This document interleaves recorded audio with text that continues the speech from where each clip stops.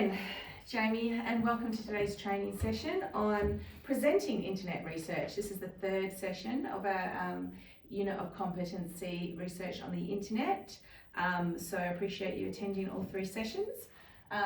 Before we get into a review of last session and what we're going to engage in this session, I want to just cover off on some housekeeping topics again. So bear with me as I cover off on some repeated information. But if you do need the toilet today, at the end of the hallway to the sharp left, there's a whole range of toilets for your use. In the event of an emergency, please follow the emergency exit signs that are lit up in green above your head, or follow the directions of your emergency coordinator, or the PA system may give you some directions. You will be entering a stairwell which is located that way, and it will take you to a location that is safely outside of the building. Thank you. From an ergonomics point of view, we are very well equipped in this room today. We're lucky enough to have chairs that are fully adjustable, a table that is fully adjustable, lights that are fully adjustable. So if there's anything, even the room temperature, if you're feeling a little warm or cold or need anything adjusted to suit your comfort, please just let me know and we can make that happen today. We've got a really great training room today. And our final one, just from a courtesy point of view, is we can have our phone on silent. Please, if you do, you're a single learner today, so there's no problem if you do need to take an urgent phone call. Just let me know, raise your hand and you can exit the room and take your phone call. No problem.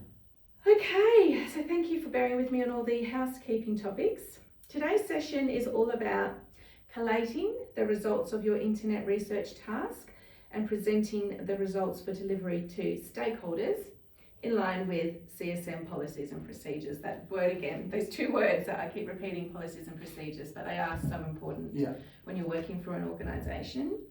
Can you, I'll talk about the objective and then we'll talk about a few, the last sessions and what we covered.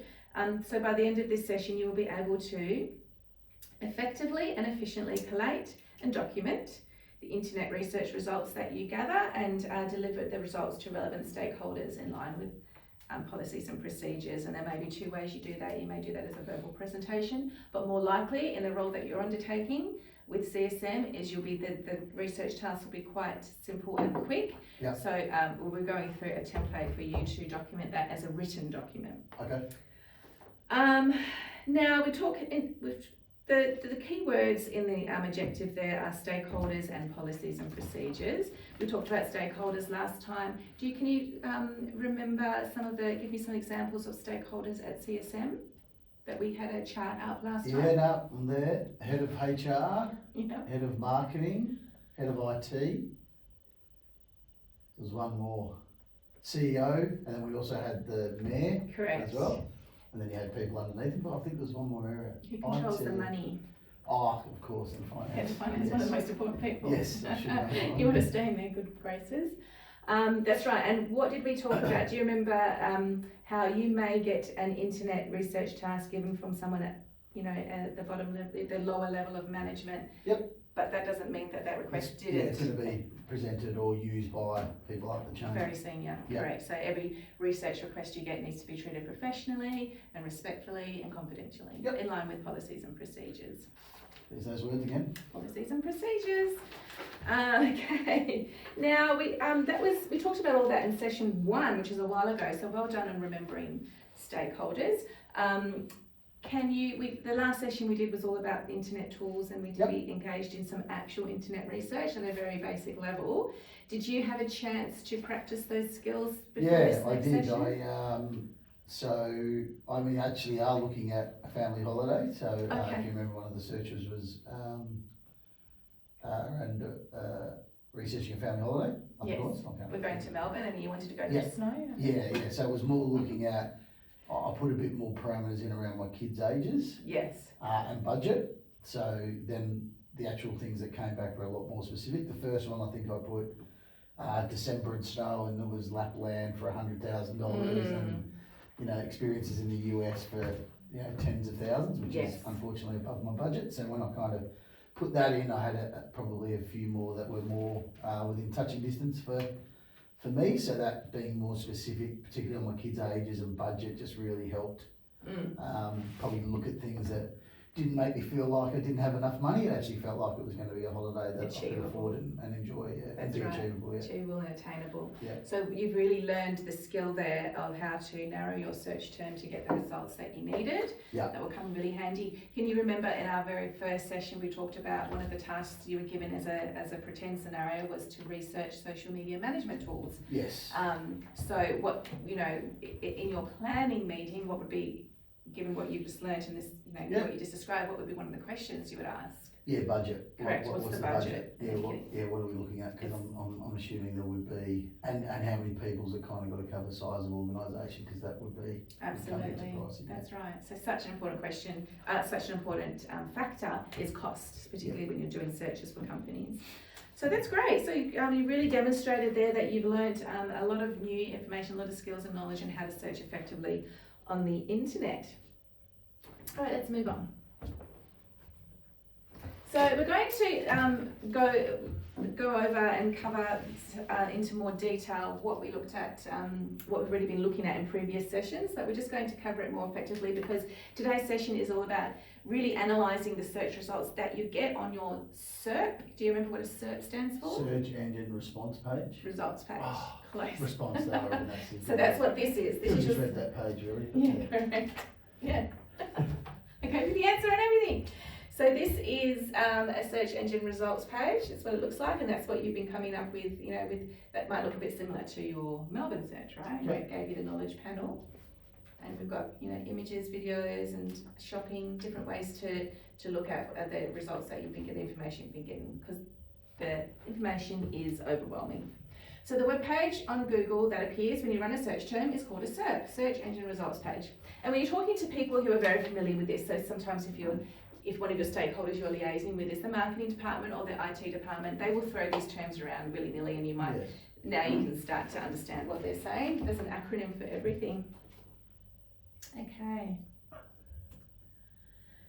Now we're going to go back over how it works, which we've covered to some extent, but this is really important to reinforce this information because it is quite technical, and so the repetition is here for a reason.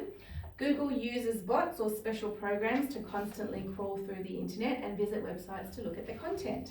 These were facts that were conveyed in the video of our first session, you might remember. Yes. Google will then index and save this information in a huge database, keeping track of web pages to pull up when needed.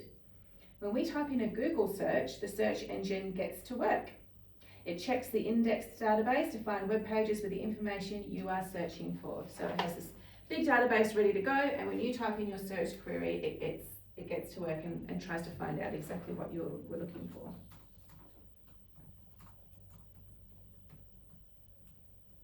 Okay, it's a nice colourful slide, trying to be in line with the Google colours. Okay, Google uses many factors to decide which search results to display. Some of these factors include keywords.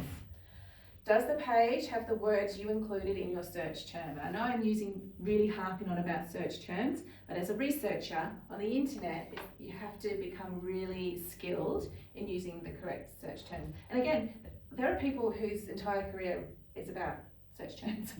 That's what they do. They come up with search terms. There are online tools to come up with search terms. So it really is so crucial with research. Another factor Google considers is relevance. How closely does the page match your search?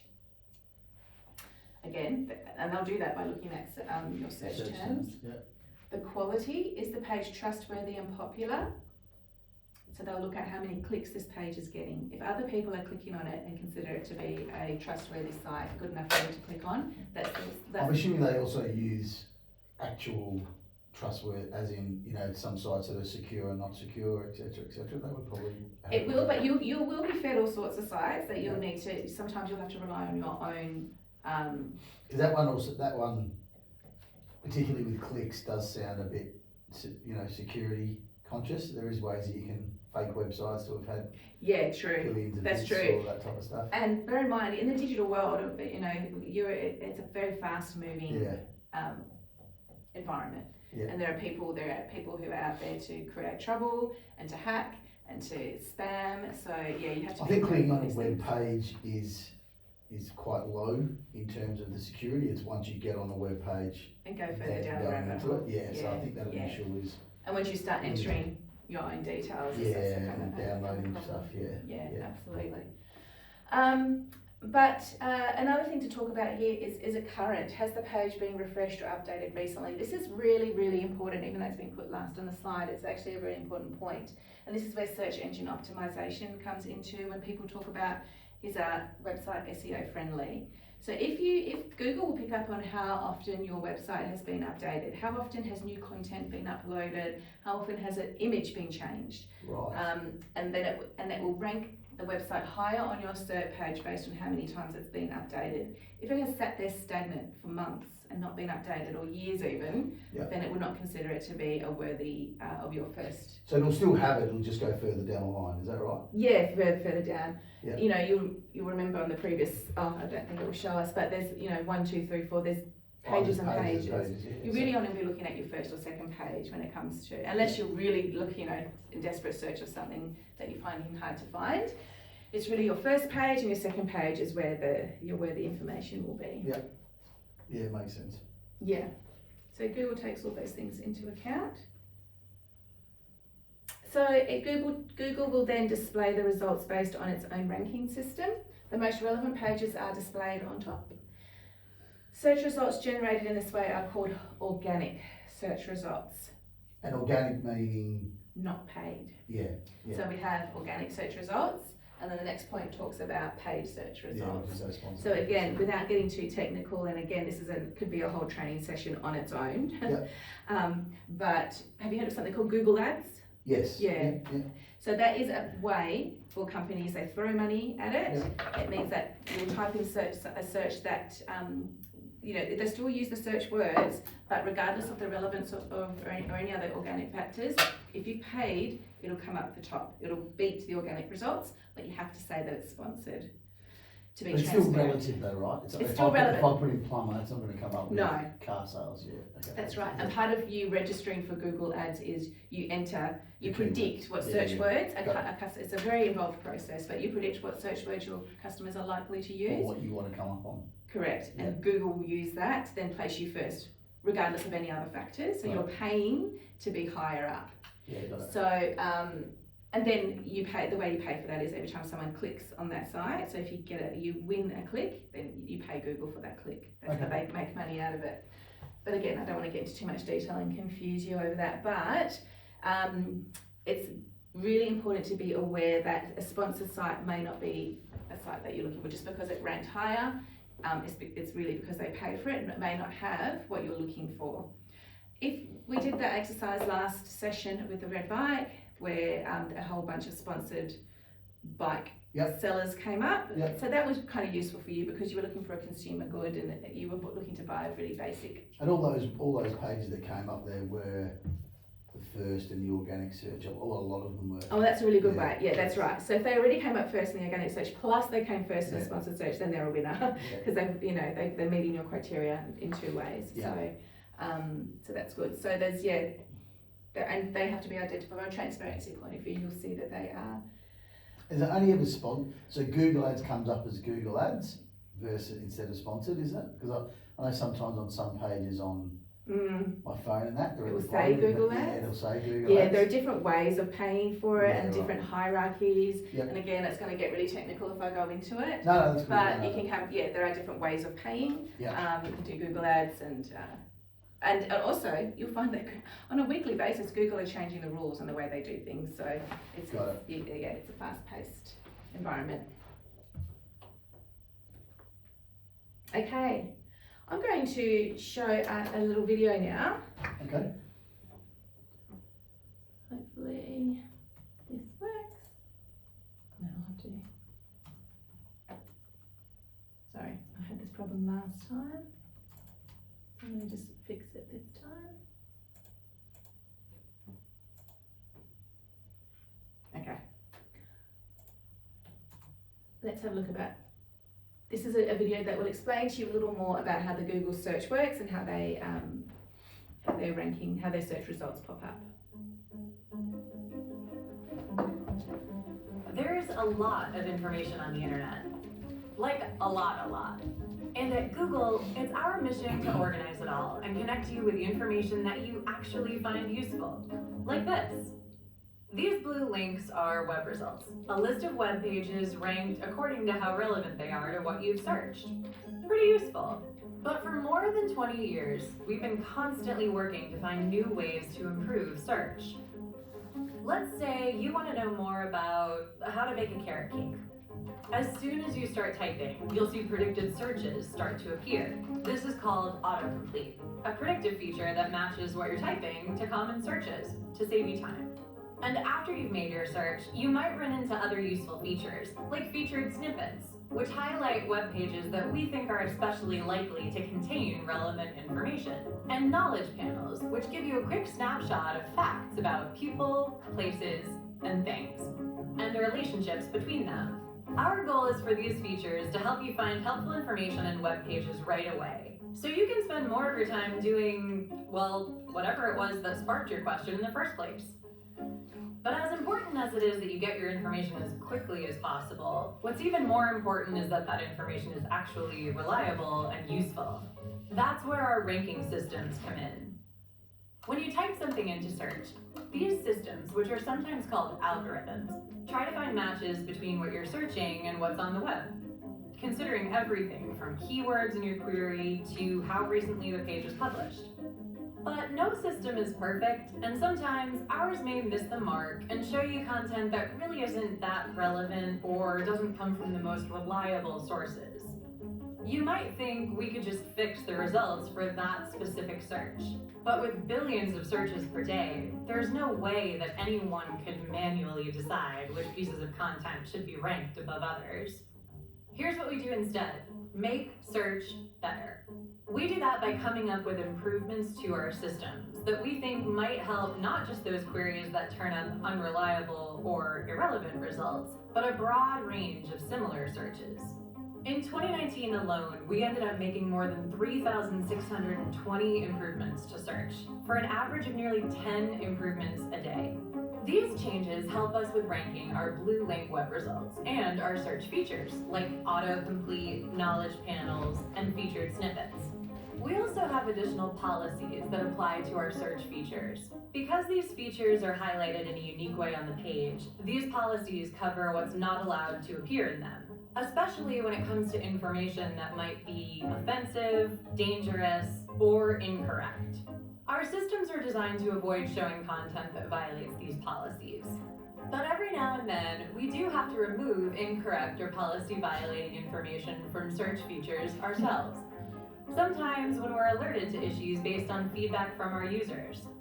Then we look into what caused the issue, take what we've learned, and keep improving our systems, with the goal of preventing this kind of thing from happening again. So, to sum it all up, no system is perfect.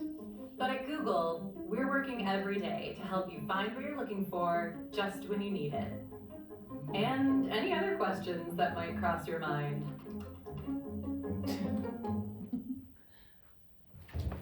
Okay. So I really liked that video. I thought it was a really clear way of describing how it all works. And I feel like that the video answered your earlier question. I was going to make sure nothing else launches here, and I'll get back to our, just bear with me. I had to jump out of my PowerPoint presentation, so I'll just bring it back. You asked, Jamie, you asked, doesn't Google already take care of feeding you the most, credible sources? Yeah. But that video proved that, actually no system is perfect. No, And it's impossible for them to keep tabs on what is credible and what's not credible.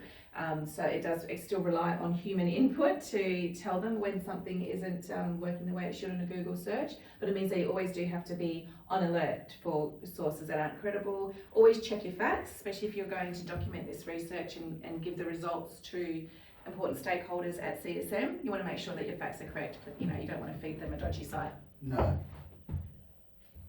Okay. So we're going to talk now about the key principles of documenting your research. Now we're really getting into the presentation side of it.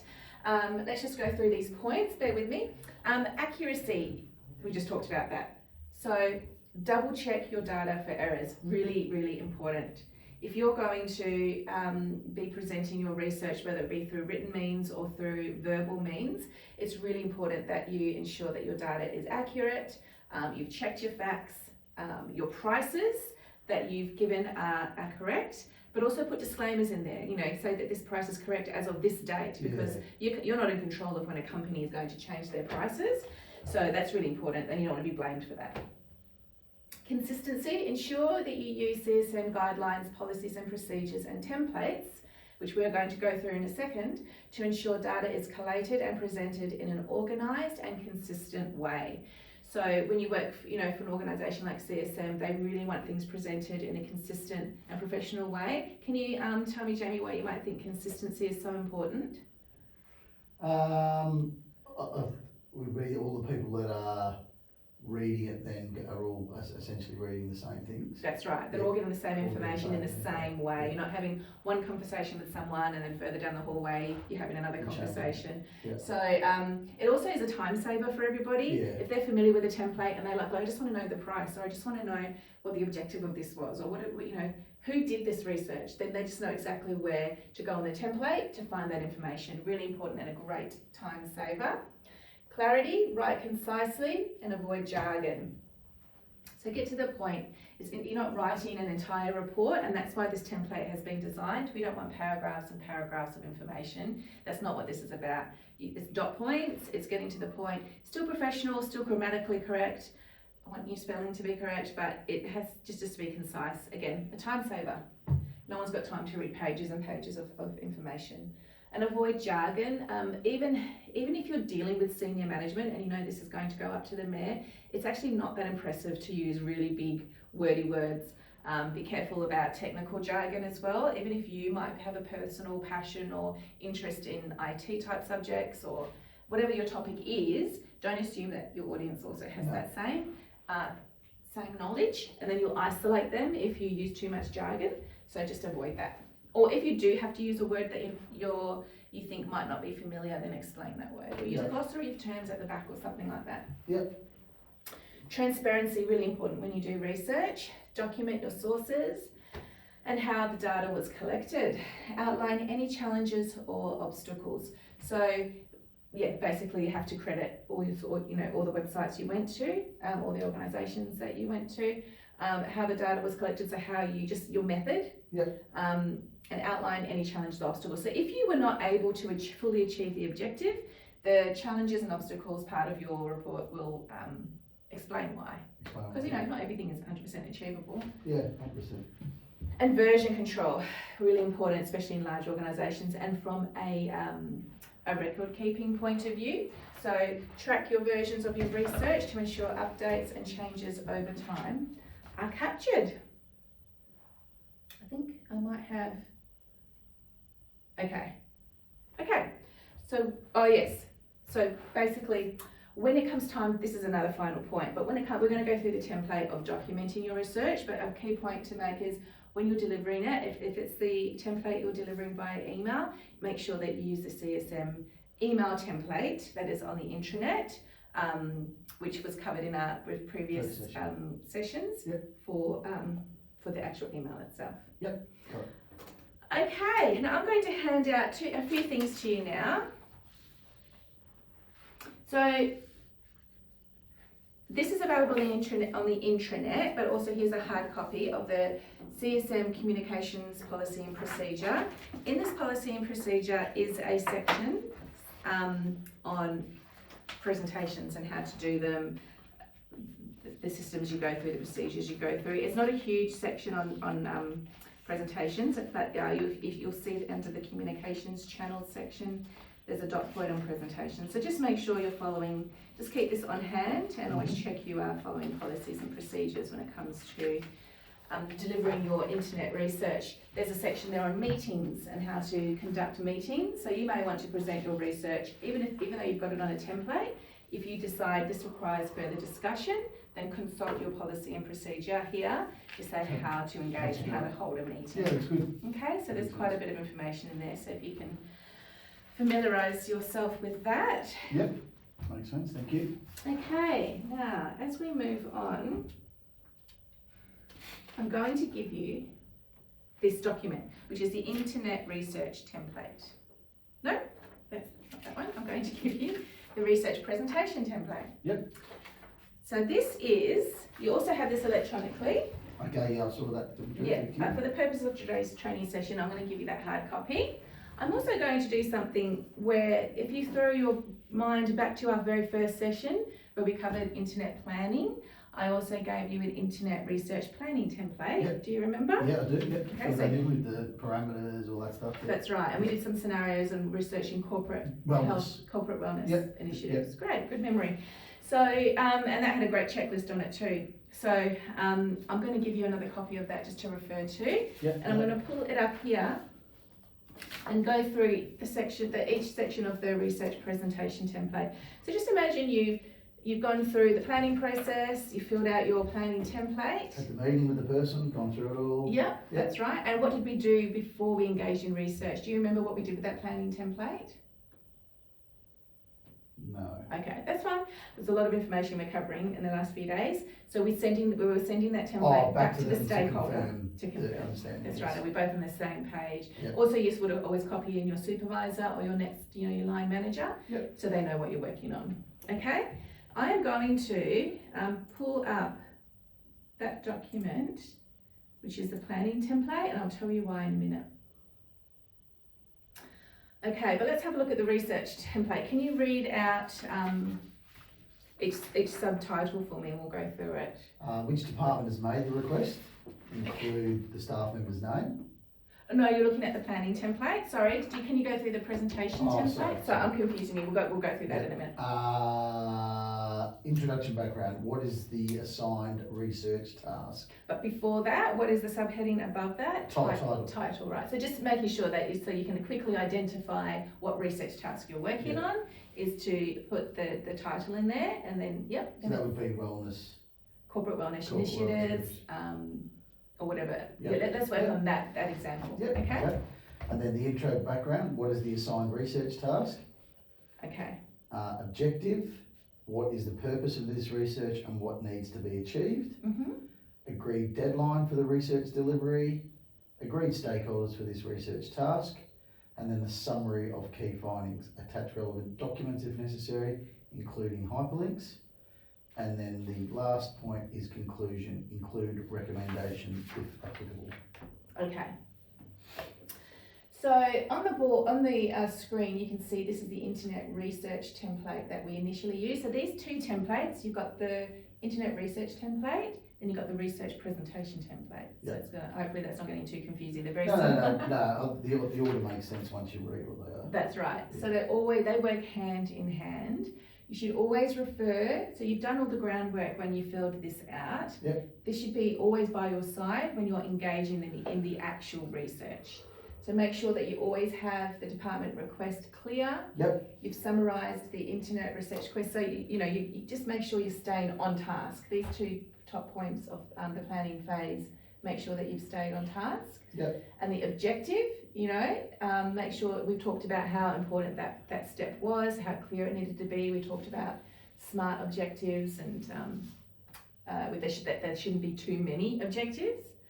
List other staff members that should be engaged with this research, and that was all about the stakeholders. And the deadline, which is crucial. And then this is really a useful tool, which we talked about last time as well. So before you present your research, just make sure that you've gone through these. Have you complied with the CSM policies and procedures, engaged with all the stakeholders and confirmed the objective and identified the best search tools for this research in line with policies and procedures. And then once that's informed, basically, and you've conducted your search, it's basically just feeding it into here Yep. and making sure that you're on task. You're basically almost repeating the information, Yep. but it just confirms to the people that tasked you with it that you were clear on the introduction and the background of why this needed to happen. You were clear on the objectives and what needed to be achieved. And then the deadline was really important that you met it, and if you didn't, Why? you should have had conversations with Yeah. people about why. You agreed stakeholders for this research task. Now these people, everyone who was the agreed stakeholder for your research task on this research presentation template should be on the email, basically. sorry, I'll just dismiss that. So all the stakeholders need to be on the email for the presentation. Yep. Template. And your summary of key findings really are just bullet points. So they're all the links to because it's internet research, you're providing links with a short introduction or a short heading onto what you're going to find at that link. Yep. And the conclusion you came to is, a recommendation of the best corporate wellness provider based on your internet search results, basically. So it's not a report, but they're just dot points at this stage. If someone wants you to write a report, that's a separate request. Yeah, And that's a separate training This is session. the initial work. Yeah, yeah. Okay. So thank you so much for attending this session today. Jamie, do you have any questions of me? No, it flowed well. I kind of get it now. It's what sounded like something fairly simple. It's got quite a bit of detail on it, so it was good. Yes, and it's all about templates. So I think that's what we've done here at CSM, is to make things as simple as possible by providing templates for you to fill out. Yep. And keep everything succinct, on brand and consistent and professional. So hopefully you now know how to effectively and efficiently collate and document internet research results, how to analyse those results and find credible sources and to filter through the not so trustworthy ones to get the ones you want, and deliver these results to relevant stakeholders in line with CSM policies and procedures by using the templates I provided you with here today. Okay, thank you so much, and I look forward to seeing you at future sessions. Good on you. Thank you. Thank you.